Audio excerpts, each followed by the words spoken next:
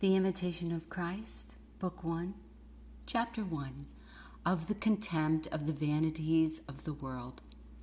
He that followeth me shall not walk in darkness, but shall have light of life, says that Christ, who declares himself the light of the world. The true importance and design of which words is doubtless to instruct us that the way to be truly enlightened and to deliver ourselves from a blindness of heart is to make his holy life the object of our imitation and to form our dispositions and actions upon the perfect model of the bright example. But how shall we follow a pattern which we but think little of? The first step, therefore, toward thus copying after him is the employing our thoughts with great frequency and serious attention upon the perfections of this divine original. The doctrine taught by Christ excels all the instructions delivered to mankind by all the holy men that ever lived. And every man endued with the true Christian spirit will not fail there to find a hidden manna, like that of old, fitted both to nourish and minister delight to his soul.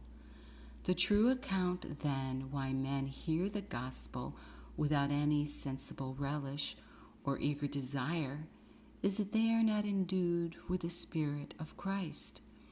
This is a treasure found of them. Only who desire it find it.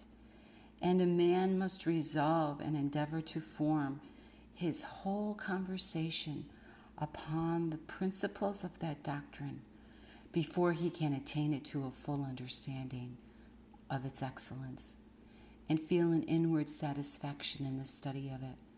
And here, indeed, lies the true benefit of meditation and knowledge.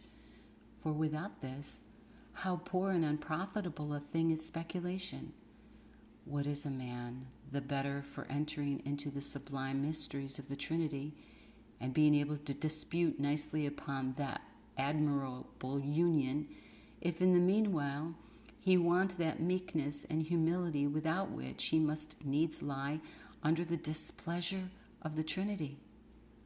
Certain it is that distinctions and notions, though ever so subtle or serviceable to the truth, do not make a man just and holy, but a careful and conscientious life recommends us to the favor and love of God. I had rather be affected with a true, penitent sorrow for sin than be able to resolve the most difficult cases about it. Suppose you had all the Bible faithfully treasured up in your memory and a perfect comprehension of all the moral philosophy in the world. To what purpose serves this mighty stock of rules if not drawn out into use by charity and seconded by divine grace? Vanity of vanities, all is vanity, said the preacher.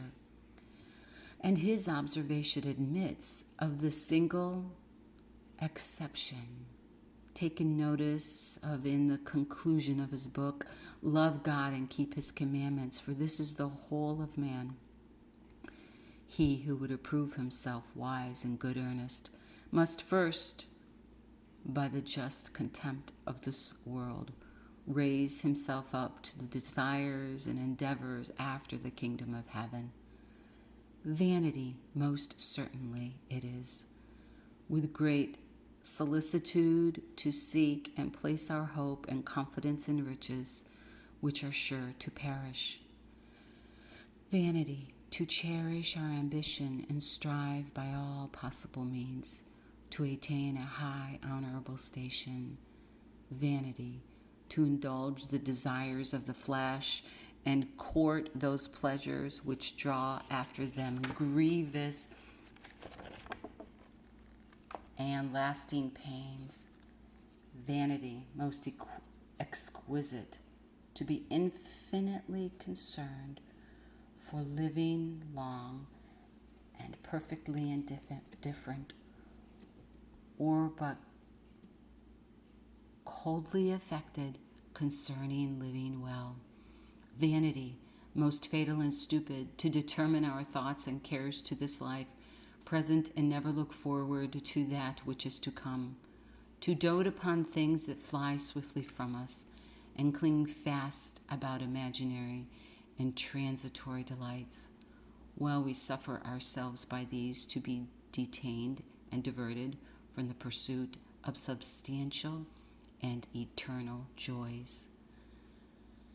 Oh, turn this vehemence of desire upon the right object, and remember to how little purpose it is placed on that which cannot give content, since most true is that observation which ought to make us wiser. The eye is not satisfied with seeing, nor the ear filled with hearing.